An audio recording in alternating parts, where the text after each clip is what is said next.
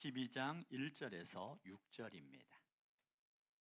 같이 한 목소리로 함께 교독하겠습니다. 이사야 12장 1절에서 6절입니다. 그날에 내가 말하기를 여호와여 주께서 전에는 내게 노하셨사오나 이제는 주의 진노가 돌아섰고 또 주께서 나를 안위하시오니 내가 주께 감사하겠나이다 할 것이니라. 보라, 하나님은 나의 구원이시라.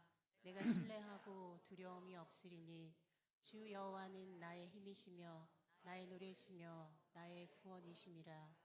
그러므로 너희가 기쁨으로 구원의 우물들에서 물을 기르리로다. 그날에 너희가 또 말하기를 여호와께 감사하라. 그의 이름을 부르며 그의 행하심을 만국 중에 선포하며 그의 이름이 높다 하라. 여호와를 찬송할 것은 극히 아름다운 일을 하셨음이니 이를 온 땅에 알게 할지어다. 시온의 주민아, 소리 높여 부르라. 이스라엘의 거룩하신 이가 너희 중에서 크심이니라 할 것이니라. 아멘. 함께 자신을 축복합니다. 내 영혼이 잘된 같이 범사에 잘되고 강건케 됨을 주의 이름으로 선포합니다. 옆 사람을 축복합니다. 내 영혼이 잘된 같이 범사에 잘되고 강건케 되기를 주의 이름으로 축복합니다. 아멘. 우리는 오늘 대림절 셋째 주 예배를 드리고 있습니다. 우리가 첫째 주에는 우리의 희망 대신 예수 그리스도를 바라보자고 말씀을 드렸고, 두 번째는 우리가 무엇을 기억하는가에 따라서 우리의 기다림이 달라진다고 말씀을 드렸습니다. 그래서 기다림, 그 강력한 그 기억이 강력한 기다림에 힘을 준다고 말씀을 드렸습니다. 오늘 셋째 주, 오늘 설교 제목은 뭐예요? 감사와 찬양으로. 자, 여러분 한번 한 가지 한번 여쭤보고 싶어요. 그 자녀들이 부모님께 정성껏 섬기는 일을 우리 뭐라고 해요? 효도라고 그러죠. 자, 왜 효도합니까? 자녀가 되기 위해서 효도해요? 아니면 자녀로 인정받기 위해서 효도해요? 아니면 나를 키워주시고 낳아주시고 나에게 베풀으신 그 사랑과 은혜가 감사해서 효도하는 거예요? 자, 나는 효도하는데 자녀로 인정받기 위해서 효도하시는 분 있어요? 아니면 내가 효도하는데 자녀가 되고 싶어서? 아니죠. 자녀가 되기 위해서가 아니라 자녀에게 베풀으신 그 은혜가 감사해서 우리를 낳아주셨고 또 우리에게 베풀어준 그 사랑에 감사해서 하는 거죠. 어릴 때는 자기 마음대로 하고 싶다가도 이제 조금 철이 들면 그때 부모님에 대한 생각이 달라집니다. 어릴 때는 어때요? 부모님의 사랑과 부모님의 그 이야기들이 뭐처럼 느껴져요? 잔소리처럼 느껴지죠. 그래서 한때 어릴 때죠. 우리 애들 어릴 때 그 맘스터치라는 그 햄버거 집이 있어요. 그래서 맘스터치를 갔어요. 근데 우리 애가 그러는 거예요. 아빠, 맘스터치 뜻이 뭔지 알아? 그래서 그랬죠. 엄마의 사랑, 엄마의 손길? 그랬더니 하는 이야기가 아니야. 엄마의 참견, 엄마의 잔소리. 그래서 그때 정말 너무 웃었어요. 그때 아이들이 말했던 그 기억이. 그런데 조금 더 철이 들면 어때요? 그 엄마 아빠의 사랑이 기억하고 감사하고 그로 인해서 그 부모님을 기억하는 거죠. 저도 제 아버지를 기억할 때 이제 제가 담임 목회를 이렇게 16년 하면서 아버지에 대한 그 마음이 조금 더 이해가 될 때가 있어요. 이런 얘기 할 때도 돼도 모르겠지만 아버지가 현직에 계실 때 정말 수면제가 아니면 잠을 못 주무셨던 그 10여 년, 그 몇십 년 동안 수면제를 드시면서 밤에 잠을 주무시기 위해서, 그런데도 새벽 3시 50분이 되어지면 정말 항상 하나님이 힘주셔서 그 사역을 감당하셨던 그 시간들, 그리고 그 갈등과 그 아픔들이 조금은 알게 되는 거예요. 아, 그때 그 외로움과 그러면서 좀 더 제가 철이 들어가는 것 같아요. 항상 웃는 것 같지만 뭐 제 아버지 여러분들이 더 잘 아시는 분도 있겠지만 항상 강한 것 같지만 그 갈등 속에서 그 수면제가 아니면 잠을 주무시지 못하고 그럼에도 불구하고 새벽이 되면 힘있게 일어나셔서 복음을 증거했던 그 모습, 그 여러 가지 모습들이 제 머릿속에서 이렇게 목회를 하고 하면 할수록 그 시간들이, 그 마음들이 느껴지는 거예요. 달라지는 거죠. 우리가 효도라는 것은 자녀가 되기 위해서가 아니라 자녀된 자로서 내게 베풀어준 그 사랑과 그 은혜, 그게 감사해서 하는 게 효도잖아요. 그럼 우리 예배는 뭘까요? 우리의 예배는 구원받기 위해서 예배합니까? 나를 구원하여 주신 그 은혜와 감격에 우리가 예배하는 거예요. 우리가 구원받기 위해서 예배해요? 아니면 나를 구원하여 주신 그 주님의 사랑과 은혜가 감사해서 예배하는 거예요? 자, 여러분 꼭 기억하셔야 됩니다.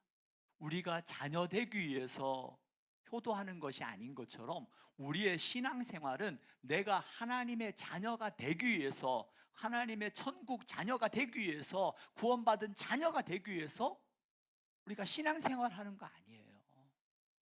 그 은혜와 기쁨과 그 은혜가 너무나 커서 나 같은 죄인을 살리신 주의 은혜가 너무나 감사해서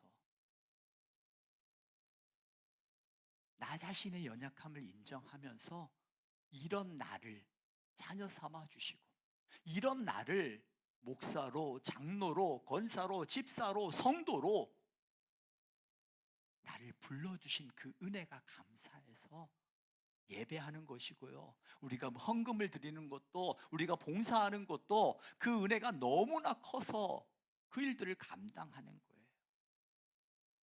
자녀가 되기 위해서 하는 게 아닙니다. 자녀된 자, 나 같은 죄인을 살리신 그 은혜가 감사해서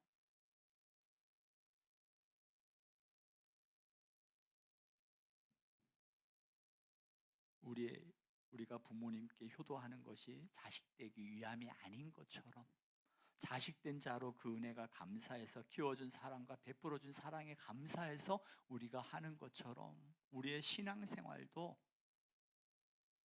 처음에는 뭐 성경에서 뭐 해라 하지 마라 그 율법들이 귀찮게 느껴지고 나를 구속하는 것 같고 마치 엄마의 이야기가 잔소리처럼 느껴지는 그 아이들, 사춘기 아이들처럼 시간이 지나가면 그 잔소리가 사랑이었고 그 이야기들이 나를 잘 되라는 이야기였던 것을 깨닫게 되어지는 것처럼 우리의 신앙도 마찬가지예요. 우리의 신앙도 시간이 지나고 성숙되어지고 믿음이 자라나고 하나님의 마음을 알게 되어질 때 하나님께서 우리에게 주셨던 그 말씀들이 우리를 향한 구속이 아니라 우리를 더 바른 길로 인도하는 하나님의 사랑이었다는 것을 우리는 깨닫게 되어지는 것입니다. 오늘 우리가 하나님 앞에 하는 모든 것들, 그것은 기쁘고 감사한 것으로 하는 거예요. 기쁘고 감사한 것. 그 기쁨과 감사를 잃어버리면 우리의 신앙생활은 의무가 되어지고 우리가 하는 모든 것은 일이 되는 거예요. 하나님 앞에 드려지는 모든 것, 예배, 시간, 봉사, 물질, 나눈 모든 것들이 그 기쁨과 감격을 잃어버리게 되어질 때 오늘 이사야 12장의 말씀은 전체적으로 감사 찬송입니다. 이사야서는 1장부터 12장까지는 그들 이스라엘 백성들을 향한 그 죄에 대해서 하나님의 심판에 대해서 이야기를 하는 거예요. 이스라엘의 죄악과 심판에 대한 경고, 그리고 그 심판 이후에 오늘 12장의 말씀은 심판 이후에 오실 하나님의 구원에 대한 약속의 말씀이 오늘 12장의 말씀이에요. 자, 우리 1절 말씀 한번 읽어볼까요? 1절 같이 소리내서 읽겠습니다. 여러분 다 같이 소리내서 같이 읽겠습니다. 시작. 그날에 네가 말하기를 여호와여 주께서 전에는 내게 노하셨사오나 이제는 주의 진노가 돌아섰고 또 주께서 나를 안위하시오니 내가 주께 감사하겠나이다 할 것이니라. 아멘. 그 날에 성경에 보면 그 날이라는 게 보통 두 가지로 나와요. 첫째는 그 날을 기억하라는 것은 이스라엘 백성들이 출애굽할 때 그 애굽에서 건져내신 하나님의 은혜를 기억하라는 것이고, 오늘 12장에서 말한 그 날에라는 것은 심판 이후에 하나님의 구원의 약속, 종말의 때를 기억하라, 그 날이에요. 마치 우리가 예수님의 오심, 이 대강절 대림절을 2000년에 오셨던 예수님을 기억하고 다시 오실 예수님을 기다리는 것처럼 이 그날이라는 것은 성경에서 두 가지예요. 첫째는 출애굽 때 애굽에서 건져내 주신 하나님의 은혜를 기억하는 그날, 또 그날 마지막 종말의 때에 우리를 심판 가운데서 건져내실 구원자이신 그분이 오시는 그날. 오늘 이사야 12장은 바로 후자입니다. 그 날에 내가 말하기를, 그날은 말씀드렸던 것처럼 종말의 남은 자들이 구원을 받아 찬양하며 감사하게 되는 날을 이야기하는 거예요. 바로 구원이 임하는 종말의 날 이야기하는 겁니다. 우리가 요한계시록의 말씀을 계속해서 수요일마다 말씀을 나눴던 것처럼 이 요한계시록의 말씀은 무서운 책이 아니라고 그랬어요. 무서운 책이 아니라 믿는 자들에게 하나님의 승리에 대한 확신과 우리가 그 승리를 믿고 믿음을 가지고 인내하며 기다리는 그 힘이 되어진 게 요한계시록이에요. 물론 믿지 않는 자들에게는 심판의 메시지이기 때문에 무서운 책이지만 믿는 우리에게는, 하나님의 자녀가 된 우리에게는 요한계시록은 무서운 책이 아닙니다. 자, 이사야 선지자가 오늘 이 말씀을 좀 더 쉽게 풀어서 설명을 하면은, 그날에 긍휼함을 받아서 용서와 은혜로 구원받게 되는 너는 이렇게 말하게 될 것이다. 주 하나님께서 전에는 나에게 죄와 불순종으로 인해서 나에게 진노하셨다면 이제는 주의 진노가 전적으로 주의 은혜와 긍휼로 나를 용서하셔서 그 주의 진노가 돌아섰고, 또 주께서 나에게 안위, 즉 위로하시고 구원뿐만 아니라 고단한 삶에서부터 나를 건져내 주셔서 평안케 하시는 그 주님께 내가 주께 감사하겠나이다 라는 게 1절의 말씀이에요. 이 말씀, 그래서 내가 주께 감사하겠나이다 라는 이를 원어성어로 보면, 제가 가끔 우리 찬양단도 그렇고 또 회중 우리 지체들도 찬양할 때 어떻게 손을 들어서 찬양하는 지체들의 모습이 있어요. 그 모습이 얼마나 아름다운지 몰라요. 내가 주께 감사하겠나라는 것은요, 이 원어상의 의미는 내가 주를 향하여 손을 높이 들겠습니다라는 의미예요. 찬양할 때 내가 주께 손을 향하여 높이 든다라는 것은 여러 가지 의미죠. 그러나 그 의미 속에 담겨져 있는 것은 내가 주님을 높이겠습니다라는 거예요. 내가 주님을 높이겠습니다. 찬양할 때 여러분들이 때로는 찬양을 모르는 찬양하시는 분들도 찬양일 때도 있을 거예요. 그때는 그냥 가사를 따라 하셔도 괜찮아요. 모르는 찬양이니까 입을 꼭 닫고 있지 말고, 찬양할 때 우리 전사님과 찬양단들이 얼마나 기쁘게 찬양해요. 그때 여러분들도 같이 박수치고 찬양하고, 모르는 찬양할 때는 그냥 소리를 내서 가사를 내 마음으로 고백하면서 불러도 괜찮아요. 내가 주께 감사하겠나이다, 이 말은 내가 주께 손을 높이 들고 주님의 이름을 높이겠나이다 라는 의미가 담겨져 있는 게 이 원어상의 의미예요. 그래서 사도 바울도 이런 고백을 하는 거예요. 내가 주께 감사하는 그 감사의 고백을 그가 잃어버리지 않기 위해서 그가 날마다 고백하는 게 뭔지 아세요? 이 기쁨과 감사를 기억하기 위해서 끊임없이 그가 고백하는 내용들이 있어요. 디모데전서 1장 13절 14절이에요. 같이 한번 읽어볼까요? 함께 읽습니다. 시작. 내가 전에는 비방자요 박해자요 폭행자였으나 도리어 긍휼을 입은 것은 내가 믿지 아니할 때에 알지 못하고 행하였음이라. 우리 주의 은혜가 그리스도 예수 안에 있는 믿음과 사랑과 함께 넘치도록 풍성하였도다. 아멘. 사도 바울 그가 그 은혜로 인하여서 그리스도 예수 안에 믿음과 사랑과 함께 넘치도록 그 풍성한 은혜를 내가 누리고 있는데 그 은혜를 받기 전에는 난 누구였다는 거예요? 13절에 보니까 나는 비방자요. 13절 한번 띄워줄래요? 비방자요? 박해자요? 폭행자였으나 내가 예수 그리스도로 말미암아 긍휼을 입은 것은 긍휼로 말미암아 내가 누리는 것이 믿음과 사랑과 함께 넘치도록 보여진 풍성한 은혜라는 것이었어요. 사도 바울은 고백했던 거예요. 그 풍성한 은혜와 그 감격 속에 하나님을 찬양하는 그 기쁨을 잃어버리지 않기 위해서 내가 누구였었는지, 나는 폭행자였고 나는 비방자였고 나는 박해자였다는 거예요. 나는 이런 나를 주님께서 은혜를 베풀어 주셔서 나를 자녀 삼아 주시고 하나님의 그 사명을 감당할 수 있는 그 사명자로 불러주신 것에 너무나 감사해서 우리가 너무나 잘 알고 있는 것처럼 사도 바울 그의 삶은 엄친아였습니다.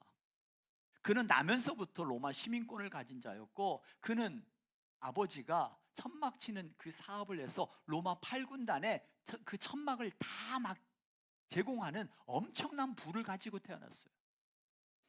그리고 그 당시에 가말리엘 학파, 오늘날 최고 대학이에요. 그 당시에 가말리엘 학파의 문화생이었어요. 가진 것, 배운 것, 있는 것 다 가지고 있었어요. 그럼에도 불구하고 예수님을 만나고 나니까 이 모든 것을 자신은 뭘로 여겼어요? 똥으로 여겼어요. 배설물로 여겼어요. 이게 가치가 없다라는 것이 아닙니다. 이게 필요 없다라는 것이 아니라 내가 예수님을 만나고 나니까 이것은 비교할 게 못 된다는 거예요. 비교할 게 못 된다는 거예요. 그리고 그 예수님을 만난 그 기쁨과 감격 속에 내가 하나님의 자녀가 되었다는 그 사실이 너무나 감사해서 복음을 전하는데 복음 전하는 곳에 사람들이 다 어서 오십시오 환영한 게 아니었어요. 그래 사도 바울을 향해서 돌을 던집니다. 40에 하나 가만매를 내리칩니다. 한 번, 두 번, 세 번, 네 번, 다섯 번 죽을 때까지 친다는 거예요. 죽기 직전까지. 때로는 너 그곳에 가면 반드시 너 죽을 수도 있어. 가지 마. 나의 달려갈 길과 주 예수께 받은 사명, 그 사명을 감당하는데 내 생명도 조금도 귀한 것으로 여기지 않겠습니다 하면서 그 복음을 내가 죽을 줄 알면서도 그 사명을 향하여 달려가는 그 걸음, 그 힘이 어디에서 왔냐는 거예요. 나는 폭행자였고 나는 박해자였고 나는 비방자였지만 주님께서 내게 은혜를 베풀어 주셔서 이와 같은 그 가치 있는 주의 일을 감당할 수 있는 그 은혜 주셔서 내가 그 길을 간다는 거예요. 오늘 우리도 마찬가지입니다. 사도 바울은 자신이 비참했던 과거의 추악한 모습이 어떠했는지를 잊지를 않았어요. 그걸 기억하고 그 과거를 기억하면서 그때 나에게 베풀어 주신 그 은혜, 사랑, 용서, 나를 회복시켜 주신 주님의 은혜를 날마다 고백하면서 그 믿음으로 그 길을 걸어갔던 거예요. 우리도 마찬가지예요. 신앙생활하면서 죄책감에 묻혀 사는 건 아닙니다. 그러나 잊지 말아야 되는 것은 나 같은 죄인 살리신 주의 은혜에 놀라워 그 주의 은혜에 대한 기쁨과 감격을 잃어버리지 말아야 되는 거예요. 그 기쁨과 감격을 잃어버리지 않기 위해서는 나 같은 죄인을 살리신 그분에 대한 감격이 날마다 고백되어져야 되는 거예요. 처음부터 내가 이런 사람이 아니라 예수 그리스도로 말미암아 내 지난 날들이 조금씩 바뀌어져 가는 거예요. 사도 바울은 이 고백을 한 번, 두 번, 세 번 한 거 아니에요. 한 달, 두 달, 1년, 2년 하고 끝난 게 아니에요. 사도 바울이 그 기록한 모든 성경들에 보면 그의 입술을 통해서 끊임없이 고백하겠던 거예요. 내가 아니라 나는 그런 자였지만 이런 나에게 베풀으신 그 은혜에 감사해서 그 일들을 감당하는 그 모습. 왜 그랬을까요? 사도 바울은 자신의 과거가 회복되었다는 것을 절대로 잊지 않고 고백하는 거룩한 습관이 있었습니다. 우리가 매일 저녁마다 감사하고 고백하는 그 이유가 그 고백이 얼마나 귀하고 그 감사하는 자리, 그 가족이 모여서 하나님께 감사하고 서로에게 감사하는 그 시간들이 얼마나 귀한지 몰라요. 해보지 않으면 그 시간의 가치를 몰라요. 힘들어도 그 시간을 하게 되어지면 그 시간들이 마치 가랑비에 옷이 젖어가는 것처럼 하나님의 은혜의 물줄기로 인하여서 우리의 가정을 촉촉하게 적셔가고 있다는 거예요. 사도 바울은 부끄러운 과거였지만 내가 긍휼의 여김을 받았고 또 죄를 용서받고 사도의 거룩한 직분, 여기서는 목사로, 성도로, 장로로, 집사로, 권사로 하나님 주신 이 거룩한 직분을 기억하고 간직하고 그 하나님 앞에 감사함으로 찬양하는 것이었어요. 올 12월 찬양의 제목이 뭔지 아세요? 12월 찬양 제목이 뭐냐면 나는 주를 섬기는 것에 후회가 없습니다. 나는 주를 섬기는 것에 후회가 없습니다. 저는 이 고백이 참 너무나 좋아서 2024년 12월 찬양 고백으로 제가 메모해 놨던 곡이에요. 사도 바울은 심지어 이렇게까지 고백합니다. 12장 11절, 히브리서 12장 11절입니다. 함께 읽습니다. 히브리서 12장 11절 시작. 무릇 징계가 당시에는 즐거워 보이지 않고 슬퍼 보이나 후에 그로 말미암아 연단받은 자들은 의와 평강의 열매를 맺느니라. 아멘.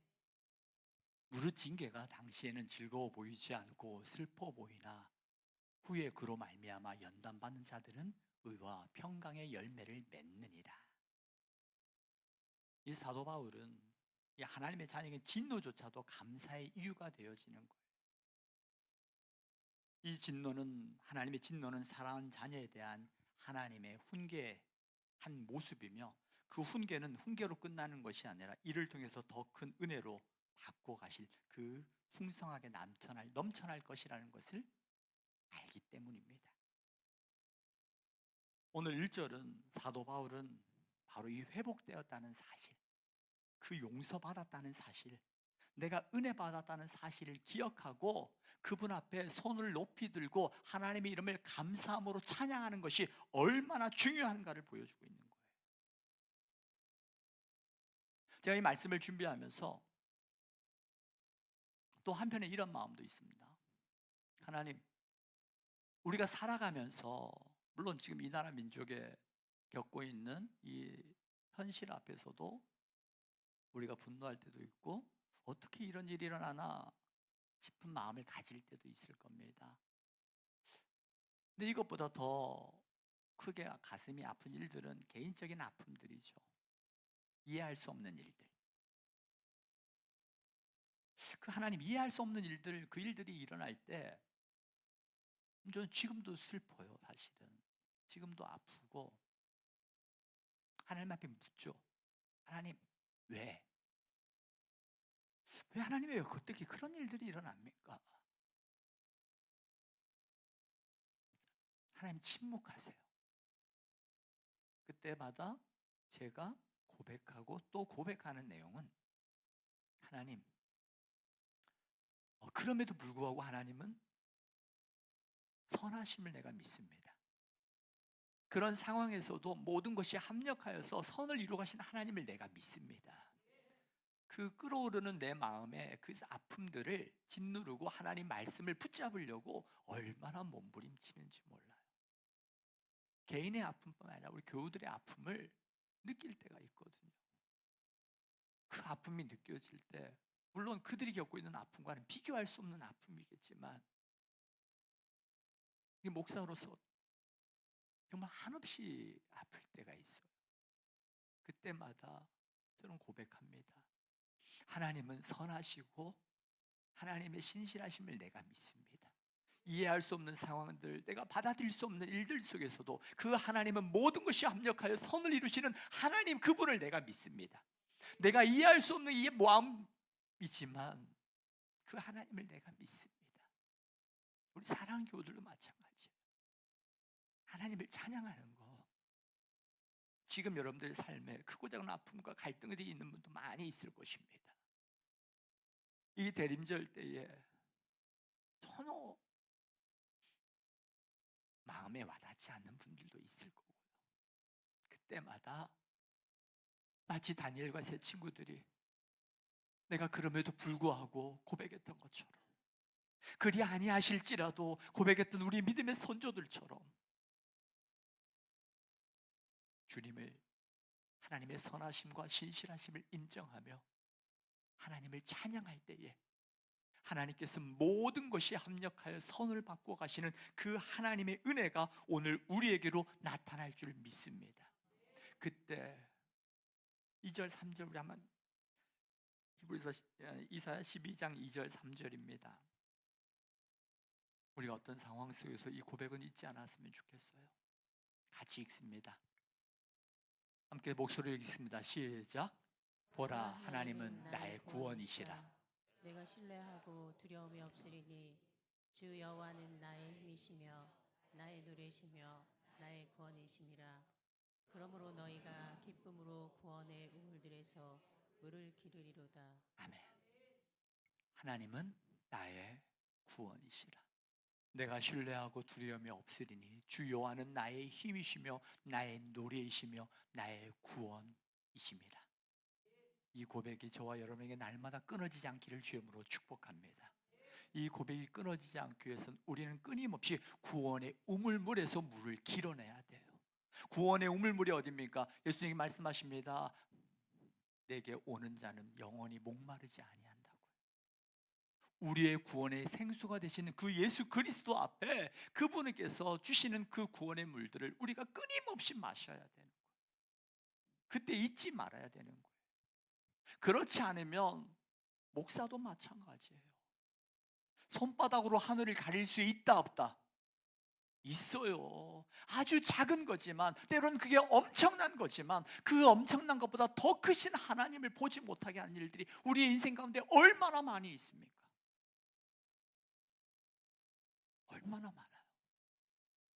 그럼에도 불구하고 그때마다 우리 2절 같이 고백합니다. 다시 한번 읽어볼게요. 시작. 보라, 하나님은 나의 구원이시라. 내가 신뢰하고 두려움이 없으리니 주 여호와는 나의 힘이시며 나의 노래이시며 나의 구원이심이라. 아멘. 할렐루야.